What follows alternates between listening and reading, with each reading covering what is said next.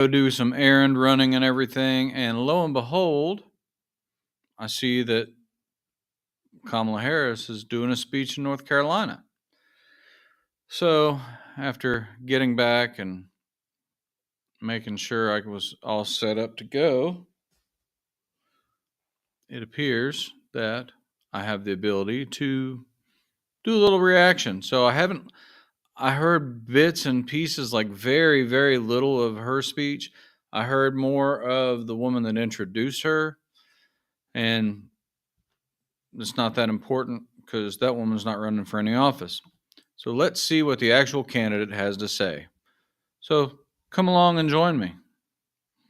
See what I did there? All right, let's go ahead and get started. And play.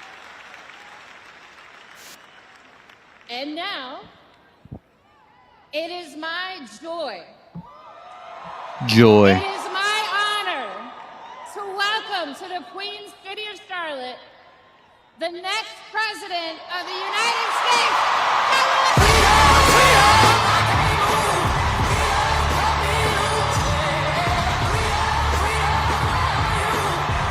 Sounded like they about blew their speakers. Did y'all hear that? It sounded like their speakers went right at the beginning.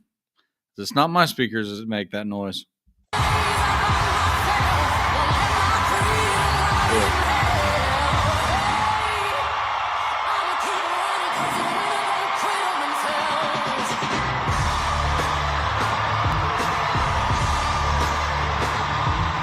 Those a winner don't quit on themselves.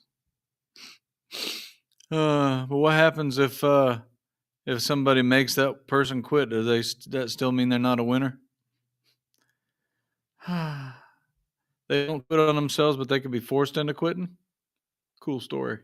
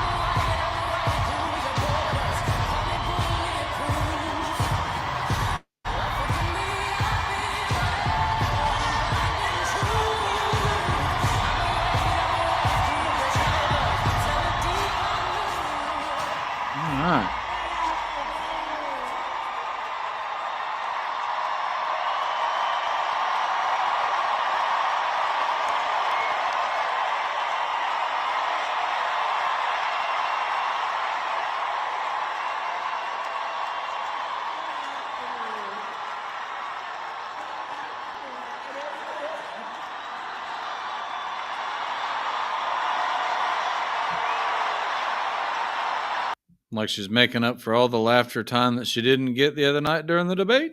Just saying.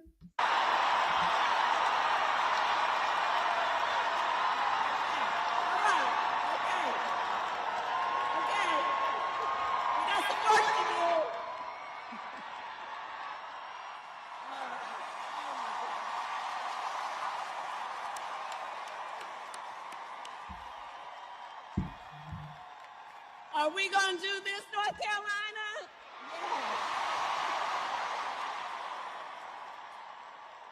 Yeah. It is so wonderful.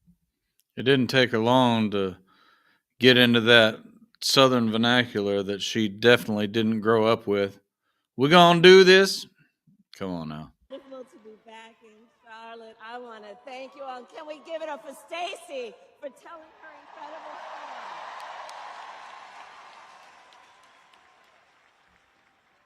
And can we please thank that incredible Anthony Hamilton for his incredible performance? I love Anthony Hamilton. And it is so good. I love you back. I love you back. Thank you. And we have so many outstanding leaders here today, including my friend, Governor Roy Cooper, and your next governor, Attorney General Josh Stein. And here with us is your next Attorney General, Congressman Jeff Jackson. Mayor Lyles, my dear friend, the Council of State candidates, and all the leaders who are with us today. I thank you all, everyone here for taking the time and doing the work you are doing. Thank you. Thank you. Okay, so I'm just going to say that I get that you're thanking a whole bunch of people. And I'm trying really hard to be objective, so bear with me. I'm not going to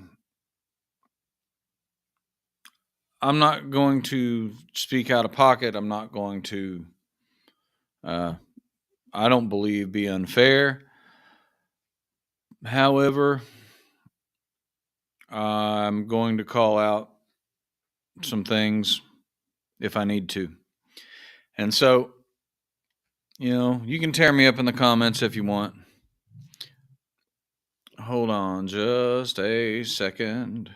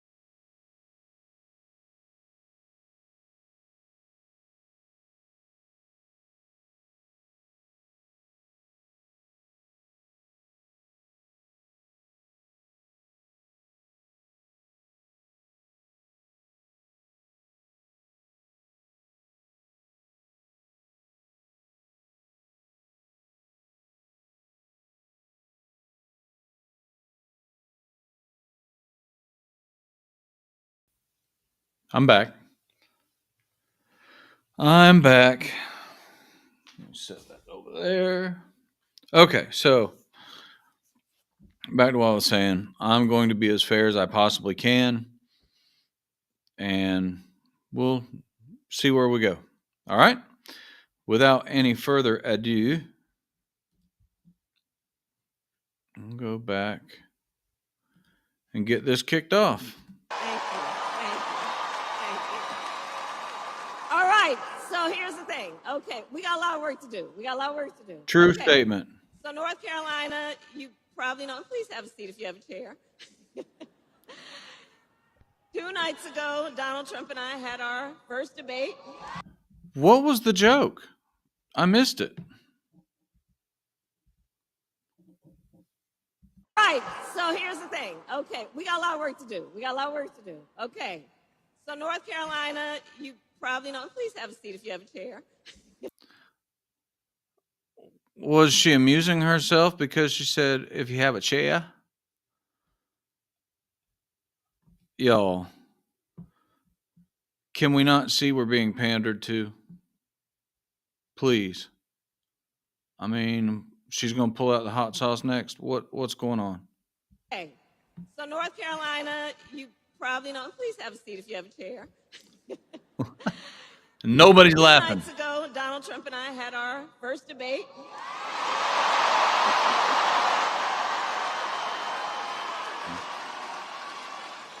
And I believe we owe it to the voters to have another debate.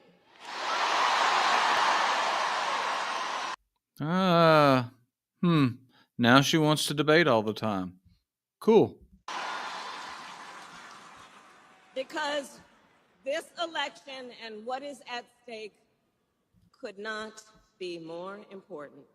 I agree. On Tuesday night, I talked about issues that I know matter to families across America, like bringing down the cost of living, investing in America's small businesses, protecting reproductive freedom, and keeping our nation safe and secure.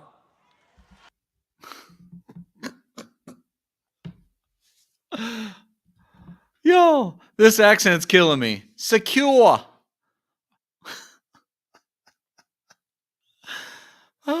So is she trying to sound like she's from the South, but ending up like she's trying to sound like she's from the Northeast? We'll park the car in Harvard Yard. Keep this nation secure. What is going on? What world are we living in? Reproductive freedoms. No, not even gonna address that. We're gonna keep moving. But that's not what we heard from Donald Trump. Instead, it was the same old show. That same tired playbook we've heard for years. Tired playbook we've heard for years. Yeah, that could be applied both ways, though, Madam Vice President. With no plans. Whoa. Turn that page. What's going on here? With no plans. Wow. Okay, so it's already skipping around on me. She said no plans, and then it automatically skipped. Y'all see that? Well, that is one part of this that I did hear. No plans. And she was saying that Donald Trump had no plans for anything.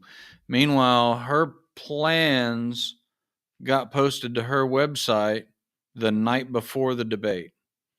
She's been going on this whole time. I've done videos where I've gone through her entire website and there was no platform.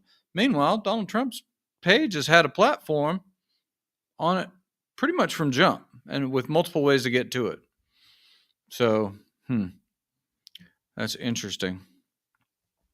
Very interesting. Turn that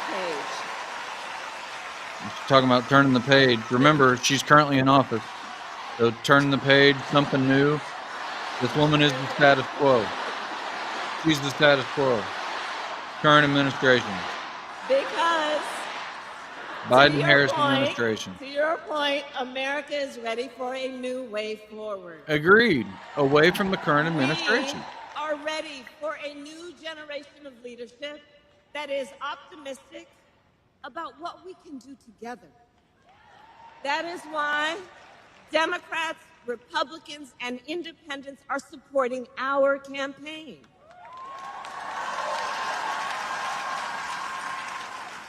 Over 200 people who worked for President George H.W. Bush, President George W. Bush, John McCain, and Mitt Romney have endorsed me for president.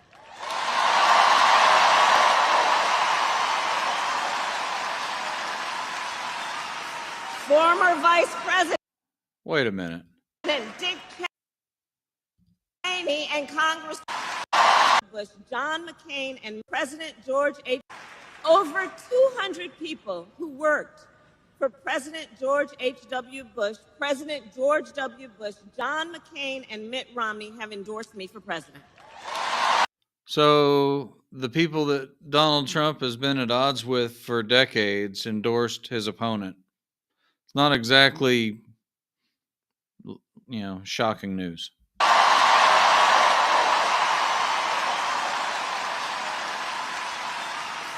Former Vice President Dick Cheney and Congresswoman Liz Cheney are supporting me as well.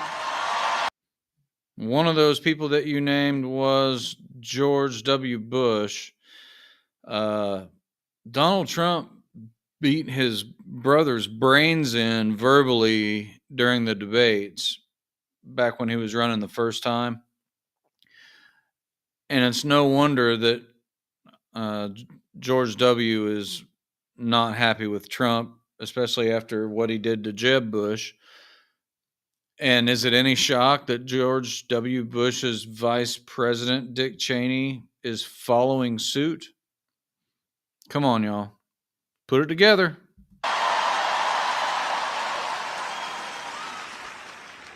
Because, as they said, we have a duty as citizens to put country above partisanship and defend our Constitution.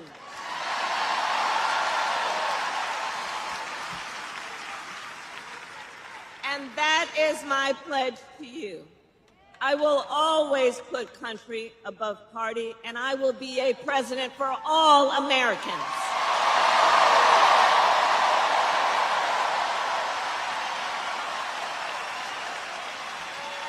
And while Donald Trump is trying to pull our nation backward, we are fighting for the future. A future with affordable child care, paid leave, and affordable health care. A future where we build what I call an opportunity economy so every American has an opportunity to own a home, to build wealth, to start a business. Who doesn't have that opportunity? Who are you trying to say doesn't have that opportunity? Okay. So the thing is, everybody has the opportunity. Some squander it. I could have gone ahead and kicked myself and been homeless. I had an opportunity and I seized it. I invested time and energy into myself.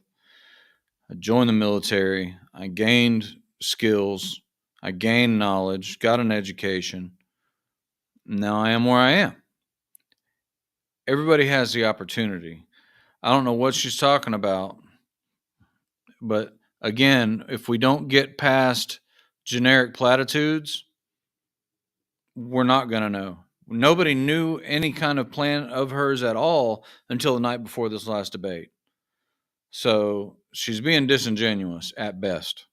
That's all I'm saying. Disingenuous at best.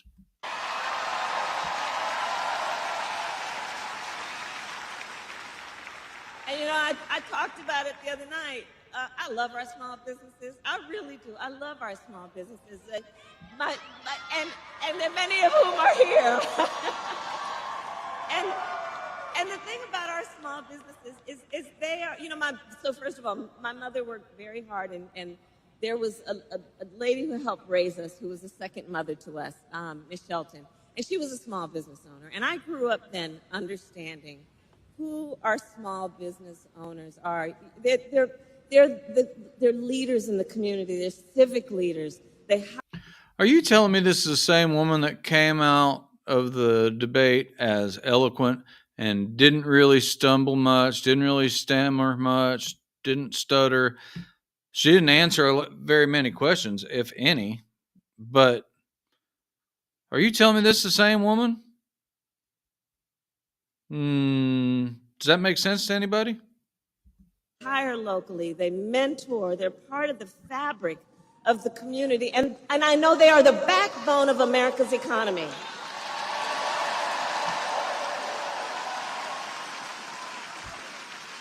So my plan is to give a $50,000 tax deduction to start up small businesses.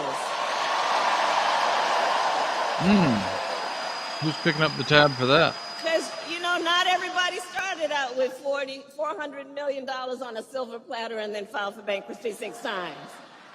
Ooh, did she about let some truth But out of the bag? a whole lot of people have the ingenuity. Hold up. The dollars on a silver platter and then filed for bankruptcy. Everybody started out with $400 million on a silver platter and then filed for bankruptcy 6 times. So was Trump's initial investment that his dad gave him 40 or 400? the work ethic I don't know. and the ambition to do that kind of work, and just need to be If you seen and know, let supported me know in the for comments. what they are and what they do for Let me all know of in the us. chat.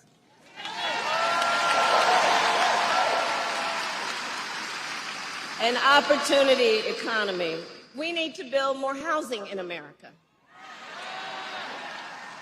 And so we are going to cut red tape and work with the private sector to build 3 million new homes by the end of my first term.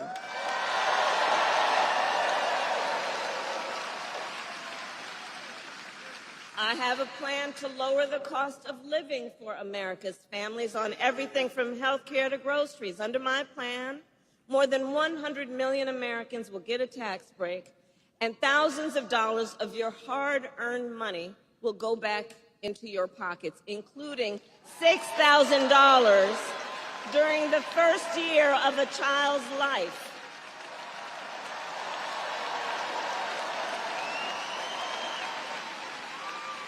And I will always put middle class and working families first. I grew up a middle class kid.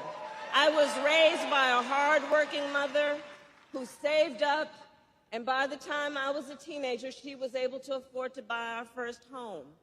I understand how people work hard and have dreams and aspirations for their children and need to be put first. Understanding, again, when the middle class is strong, America is strong.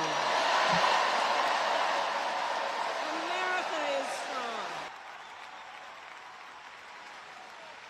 But Donald Trump, well, he has a different plan. Just Google Project 2025. It is a detailed and dangerous blueprint for what he will do if he is elected president. Okay, so this is where I got to pause it. It has been debunked. It has been widely known that Project 2025 is not a Trump policy. It is not a Trump plan. It's not a Trump agenda. It was done independently by Heritage Foundation people. He doesn't have a thing to do with it. Trump has nothing to do with it. And that was refuted live on air Tuesday during the debate. She's still hammering it home, I guess because it's catchy. I guess that's the only thing I can think of. If she would have started talking about Agenda 47, that's his actual plan. I guess it's not salacious enough. And we got to go with Project 2025 because that's what everybody knows. And everybody's going to boo immediately. People don't understand what is in Agenda 47. It's about a 16 page, I think, maybe 16 pages of vision and his agenda. No? We're going to talk about Project 2025. You know, you talk about in the very beginning of the speech, she started talking about the same old playbook. There's your same old playbook, folks.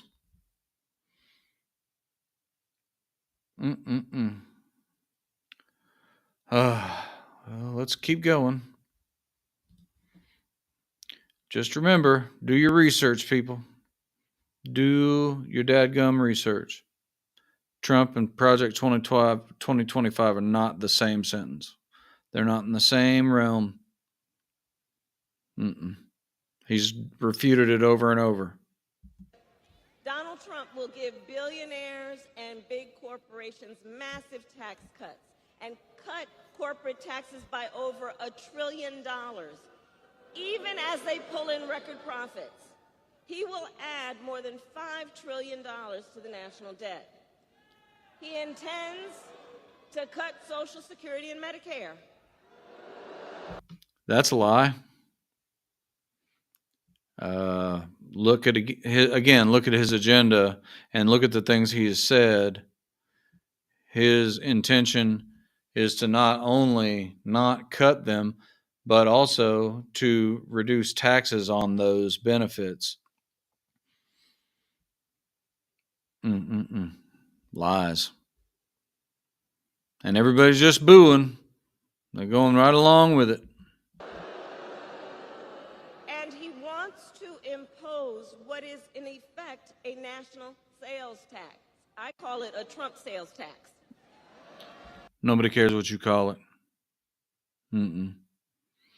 If there's a national sales tax and we're doing away with these corporate taxes, that's really close to what libertarians wanted.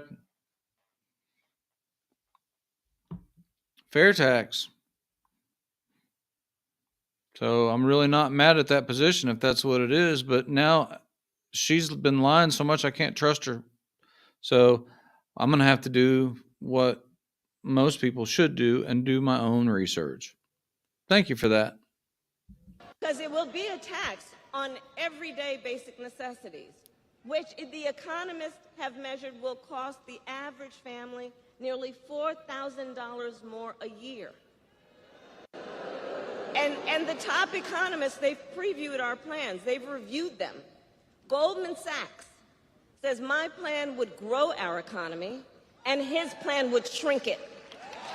So this came up during the debate, talking about this school and how people were reviewing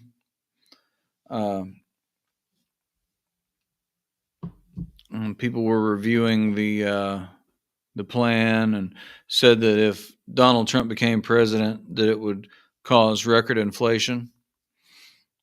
Did those same people say anything before the Biden-Harris administration took office? What was their opinion then? What's their track record?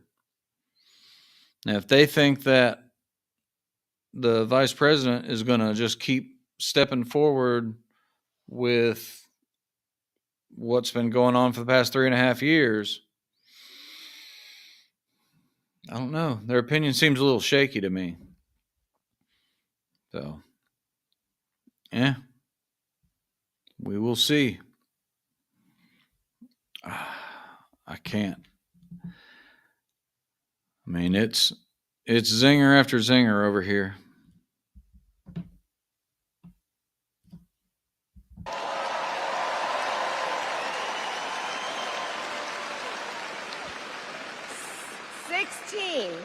Sixteen Nobel Prize-winning economists Here we go. say he would reignite inflation, and Moody's says he would ignite a recession by the middle of next year.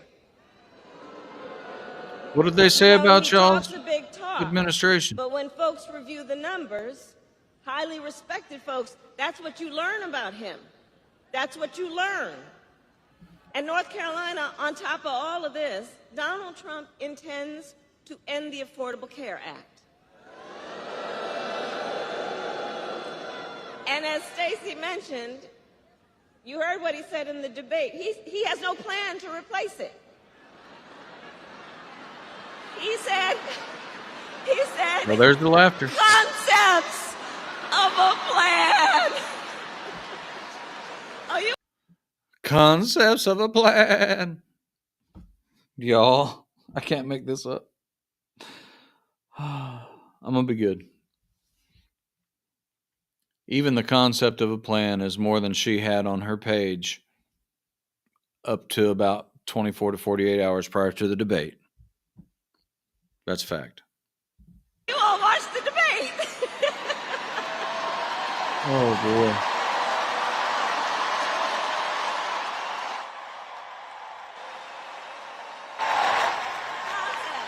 Concepts. No actual plan, concepts. And understand what's at stake on that. 45 million Americans are insured through the Affordable Care Act.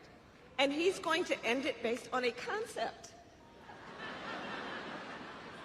And take us back to when insurance companies had the power to deny people with pre-existing conditions. Well, we are not going back. We're not going back.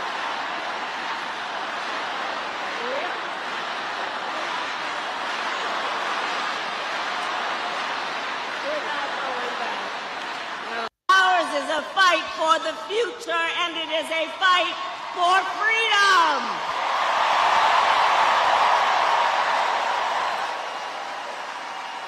Like the fundamental freedom of a woman to make decisions about her own body and not have her government tell her what to do. And we know how we got to this issue, because Donald Trump handpicked 3 members of the United States Supreme Court with the intention that they would undo the protections of Roe versus Wade, and they did as he intended. And now, in over 20 states in our nation, they have what I call Trump abortion bans, including North Carolina, and every single state in the South except Virginia. Think about that. Every single state in the South except Virginia. Now, 1 in 3 women in America lives under a Trump abortion ban. Many.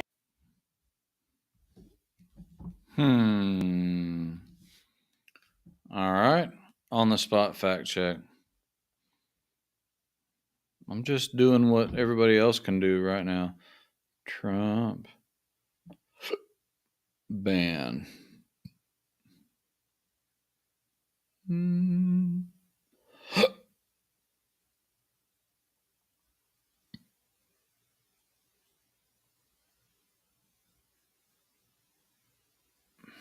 Let's see.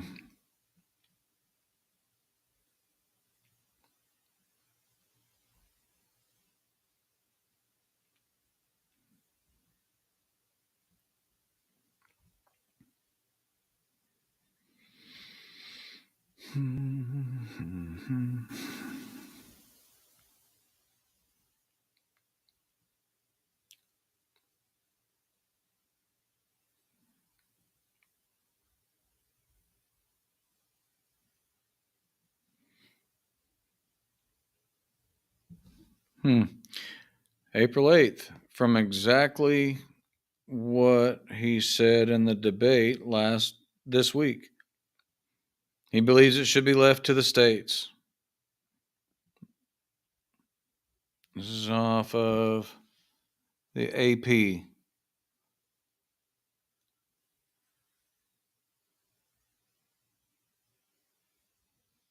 Trump declines to endorse a national ban. He says limits should be left to the states.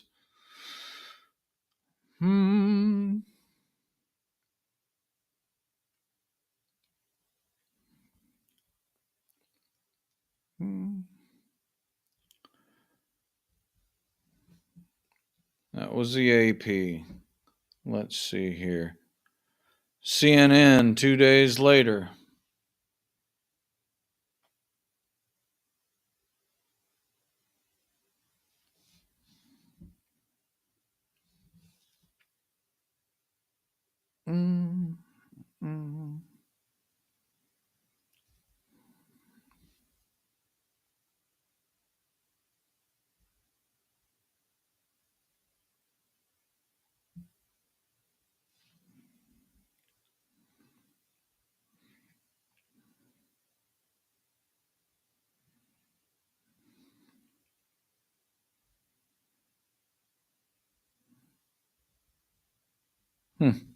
So I can't see anything on those.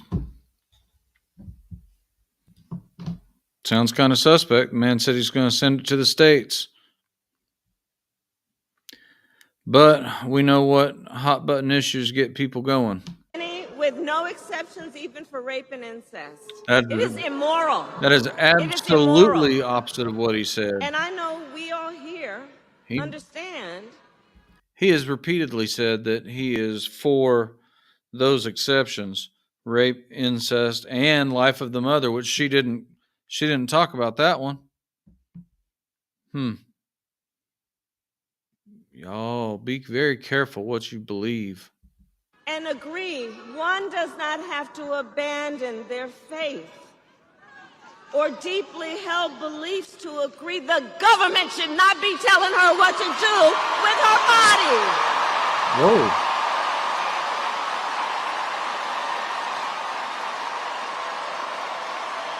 Well, she's tickled with herself. How can you sound outraged and then start laughing and smiling? And what we know is that the impact of this is, it's been over 2 years now since that decision came down. The impact of this is so real.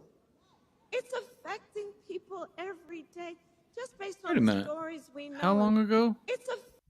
The impact is what we know is that the impact of this is, it's been over 2 years now since that decision came down.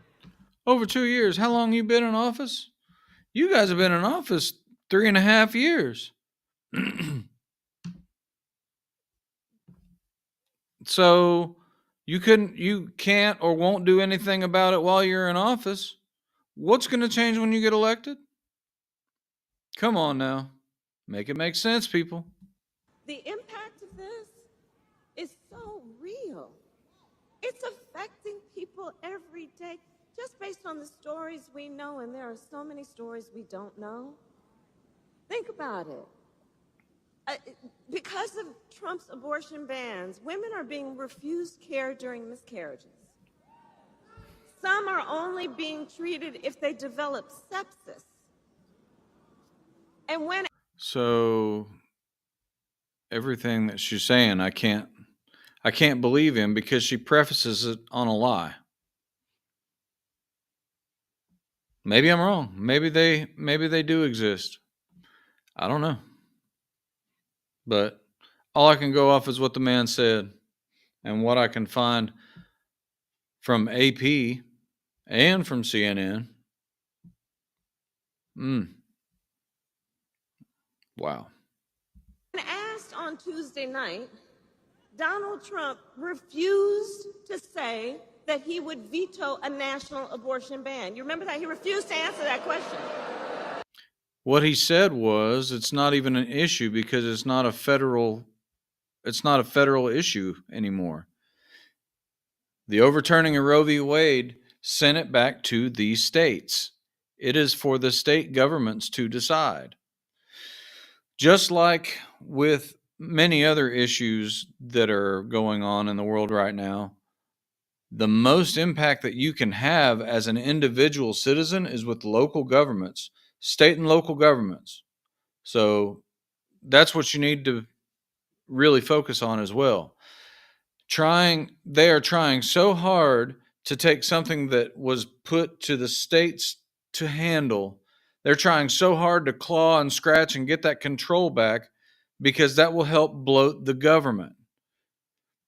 That's why you hear all the time the Republicans are for smaller governments and the Democrats are for big government, nanny state.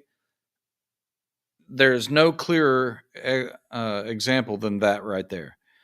Trying so hard, like this issue has been such a good warm fuzzy blanket for the left to use, and when it went away, they don't know what to do, so they're going to keep saying it. Just remember, anytime you hear them talk about abortion, that is a state issue. States' rights, states' issue, not federal. Refuse to answer that question. Well, I'm going to tell you, when Congress passes a bill to restore reproductive freedom, as President of the United States, I will proudly sign it into law. Proudly.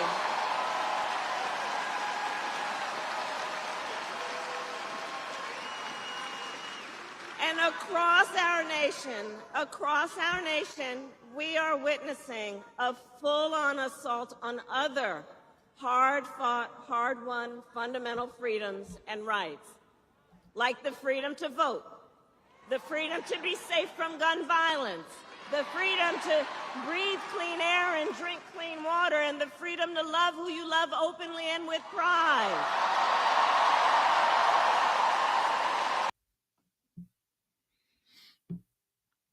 I want evidence because she looked like she don't even believe what she said. The freedom to be. I got to hear it again because that was a lot. To breathe clean air and drink be safe and rights, like the freedom to vote. Freedom to vote. Let's start with that. So, whose voting rights are being taken away?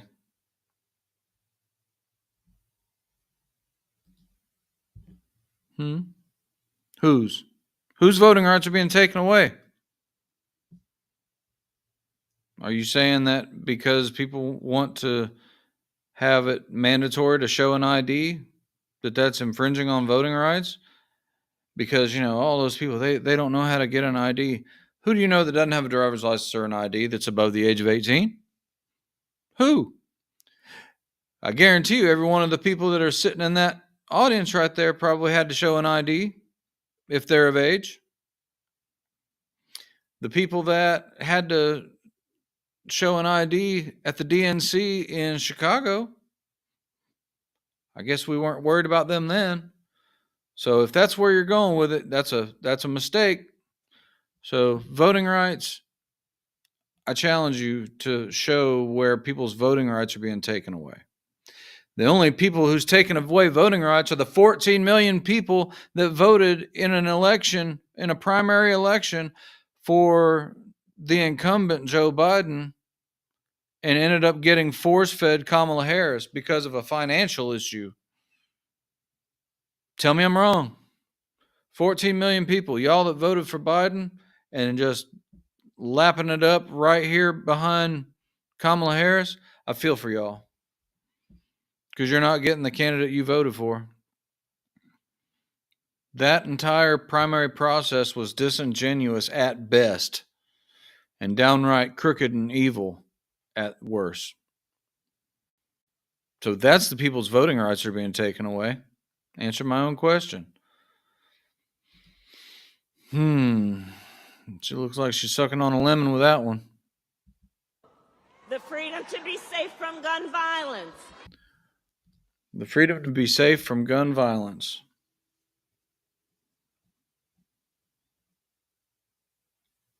What's your solution for that? Because you already said 2 days ago that you weren't taking anybody's guns away. But you've also said in the past that having more police doesn't make us safer. So you're not taking away guns. You're not going to have more law enforcement. Well, we're going to just spread peace, love, and joy and hope that it takes? The freedom to breathe clean air and drink clean water, and the freedom to love who you love openly and with pride. You can love who you love openly. Tell me that's not true. You can. Drink clean water and breathe clean air.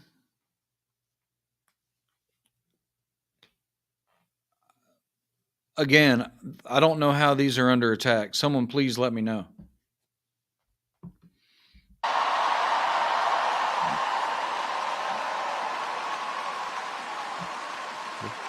Wow.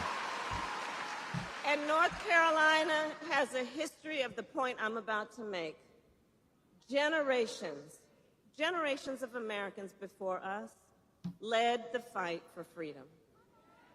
And now the baton is in our hands. It is in our hands. So we who believe in the sacred freedom to vote will finally pass the John Lewis Voting Rights Act and the Freedom to Vote Act. And we who believe in the freedom to live safe from gun violence will finally pass an assault weapons ban, universal background checks, and red flag laws. All right, so I will be more apt to listen to you if you can accurately define what an assault weapon is. And also, will you show me how impactful that will be as opposed to handguns? And also, explain to me how people are getting killed if murder is already illegal. Killing people is already illegal. I mean, unless they're prenatal. It's already illegal. I mean, this is just the Pavlovian response is ridiculous. And if you don't know what that is, look it up. I don't have the time. Crazy. It's crazy, y'all.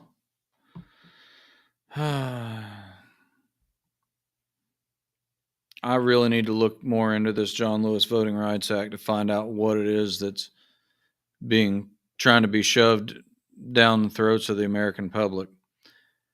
They putting some medicine in with a whole lot of sugar, trying to get it down. This reminds me a lot of when they were passing the ACA. We got to pass the bill in order to see what's in it.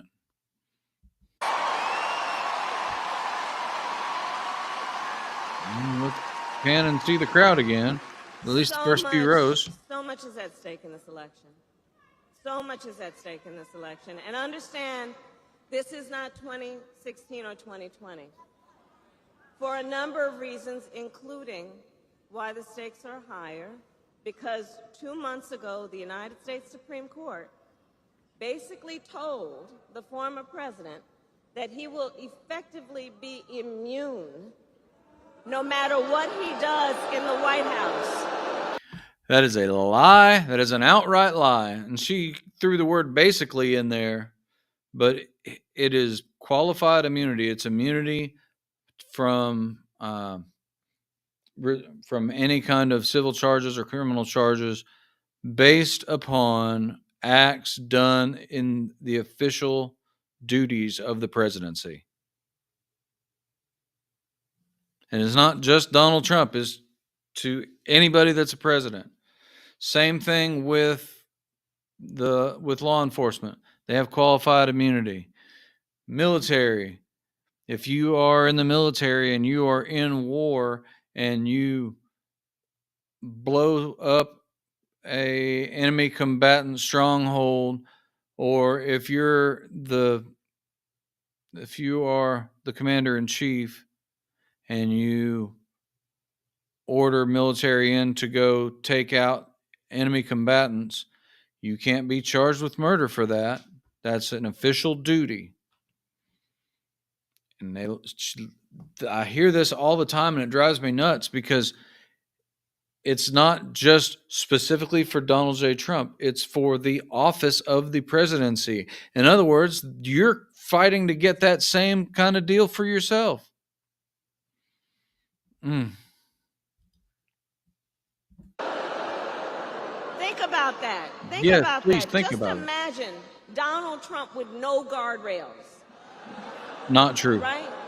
He who has vowed that if reelected, he'll be a dictator on day one. That he will weaponize the Department of Justice against his political enemy. Just like what was done to him, right?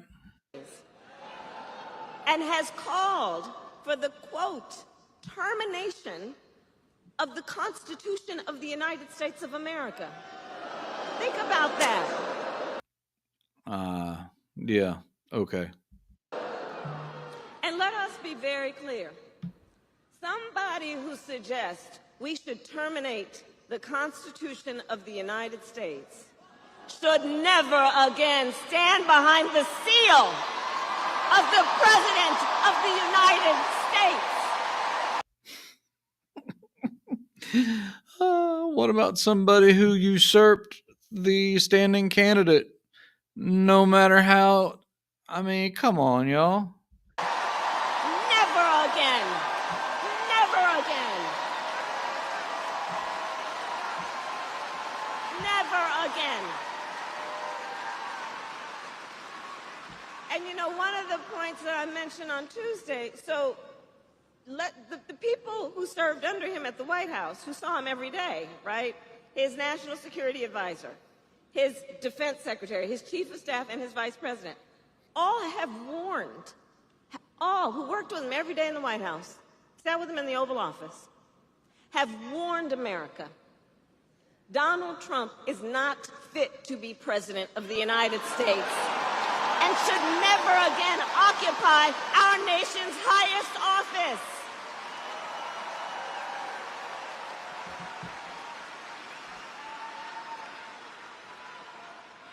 So North, and we're not going back.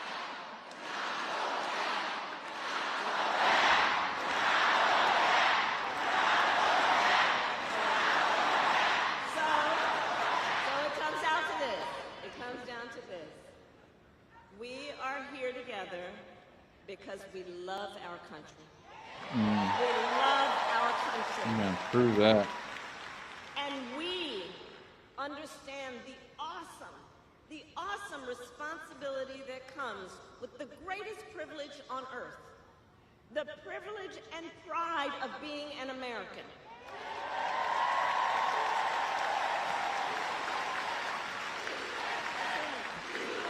That's right. That's right. Right. And so, I believe it is the highest form, then, of patriotism to fight for the ideals of our country and to fight to realize the promise of America. So, North Carolina, we have 54 days until Election Day. 54 days. And just 35 days until early voting begins.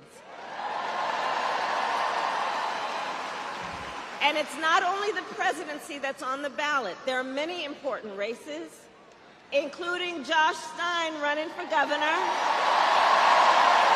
Opponent was handpicked by Donald Trump and wants a total ban on abortion in this state.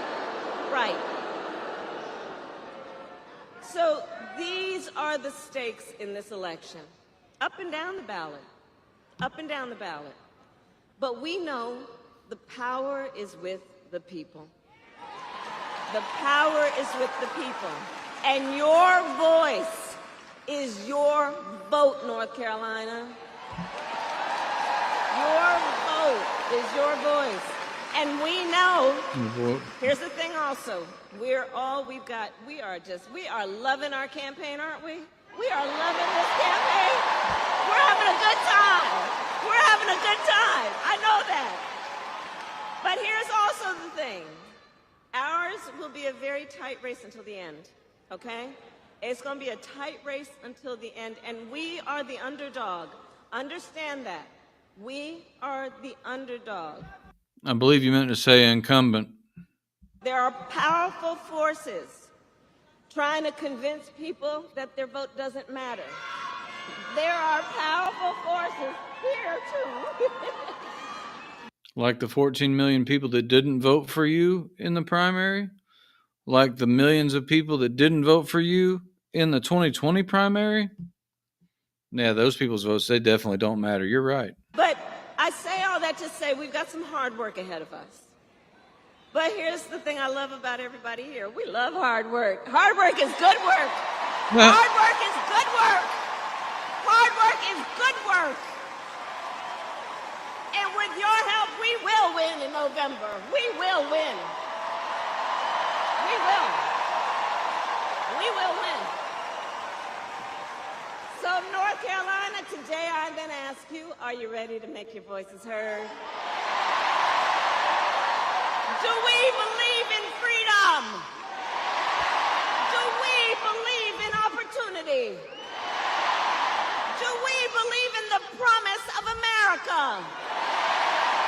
And are we ready to fight for it? And when we fight, we win. God bless you, and God bless the United States.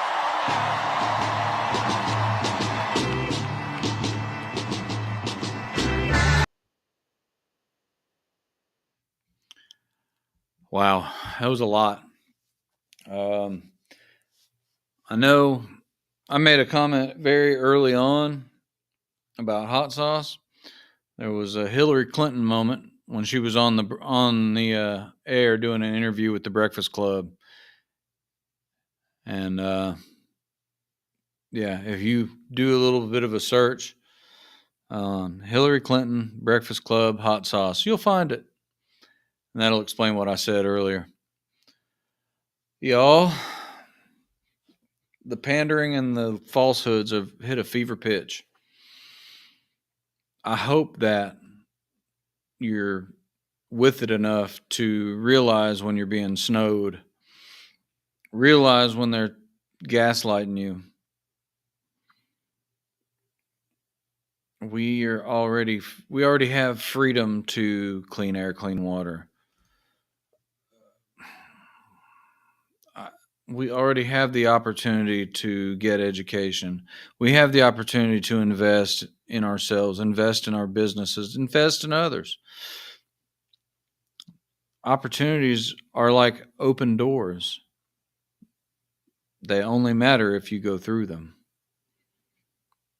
Don't squander it. Don't squander your vote. Don't fall for lies. Don't do it. Xi and Trump, both of them have something in common.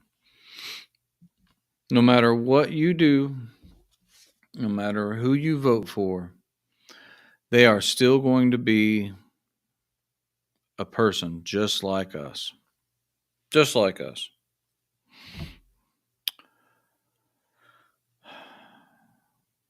The question is not about the person. It's not about, am I trying to elect this person to be my pastor or my babysitter or, it's not about that. What are your policies? What is the actual result these policies are going to bring about? What's the worst that can happen? How much is this going to cost us financially? How much is it going to cost us in human terms?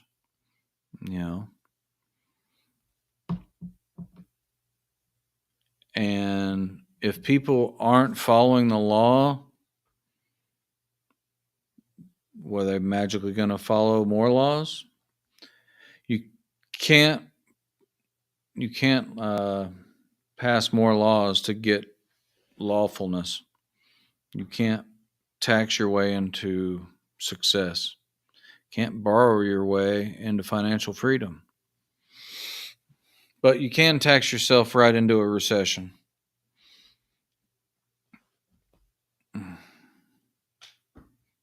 That's all I got. So I know this video ran long, but I couldn't help but speak when I did. So hopefully you like what you hear. And let me know what you think in the comments. If you've got some info that I missed out on, drop a link. I'll check it out. So until next time, peace out, y'all.